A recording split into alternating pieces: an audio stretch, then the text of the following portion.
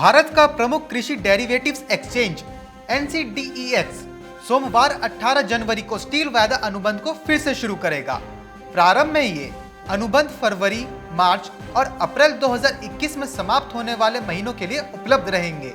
इस साल में सर्वप्रथम होने वाले इस लॉन्च के साथ NCDEX ने सभी क्षेत्रों में वायदा, ऑप्शंस और सूचकांक जैसे डेरिवेटिव्स का समूह प्रदान करने वाले गैर कृषि क्षेत्र में फिर से प्रवेश किया है। आपको बता दें, भारत सरकार ने घरेलू कंपनियों की रक्षा के लिए एंटी डंपिंग और सुरक्षा शुल्क को लागू करने के अलावा अधिकांश स्टील वस्तुओं पर आयात शुल्क 2 बार बढ़ाया था। इससे पहले स्टील क्षेत्र में स्वचालित मार्ग से 100% फॉरेन डायरेक्ट इन्वेस्टमेंट FDI की अनुमति देने वाले राष्ट्रीय इस्पात नीति 2017 को 2030-31 तक स्टील की खपत में प्रति व्यक्ति 160 किलोग्राम तक वृद्धि के लक्ष्य वाले क्षेत्र को बढ़ावा देने के लिए लागू किया गया था।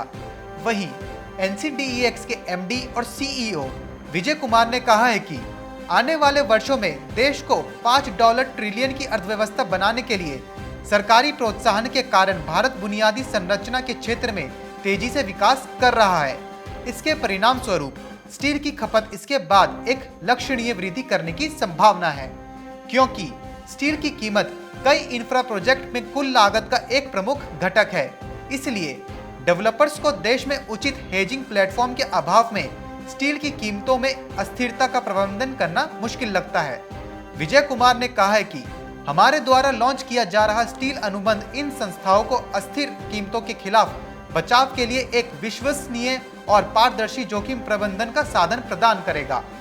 स्टील अनुबंध सिल्लियां और बिलेट्स जैसे 10 मैट्रिक टन की व्यापारिक इकाई वाले लंबे स्टील उत्पादों का व्यापार करेगा। इसका आधार केंद्र पंजाब के गोविंदगढ़ होगा, जबकि अतिरिक्त वितरण केंद्र उत्तर प्रदेश में गाजियाबाद में होगा। भारत में इस्पात की प्रति व्यक्ति खपत वित्त वर्ष 2008 में 4.43% की CAGR से 46 किलोग्राम से बढ़कर वित्त वर्ष 2019 में 74.10 किलोग्राम हो गई। इंडियन स्टील एसोसिएशन के अनुसार स्टील की मांग वित्त वर्ष 2020 और वित्त वर्ष 2021 में 7% बढ़ने का अनुमान भी है। वहीं NCDEX के बिजनेस एंड प्रोडक्ट्स के प्रमुख कपिल देव ने कहा है कि भारत की स्टील की खपत रुपए के मुकाबले बहुत तेज गति से बढ़ने की संभावना है, क्योंकि 111 लाख करोड़ रुपए की नेशनल इंफ्रास्ट्रक्चर पाइपलाइन यानी NIP की परियोजनाओं में से 44 लाख करोड़ रुपए की परियोजनाओं पहले से ही कार्यान्वित की जा रही हैं। यहां तक कि घरेलू उत्पादन और निर्यात भी तेज गति से बढ़ रहा है।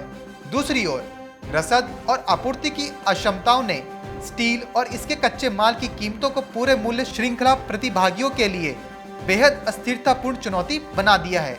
इसे देखते हुए इस समय स्टील वायदा अनुबंध होने से उत्पादकों के साथ साथ उपभोक्ताओं के लिए भी उनके मूल्य जोखिमों का प्रबंधन करने की जबरदस्त उपयोगिता है। ये रिपोर्ट मार्केट टाइम्स TV।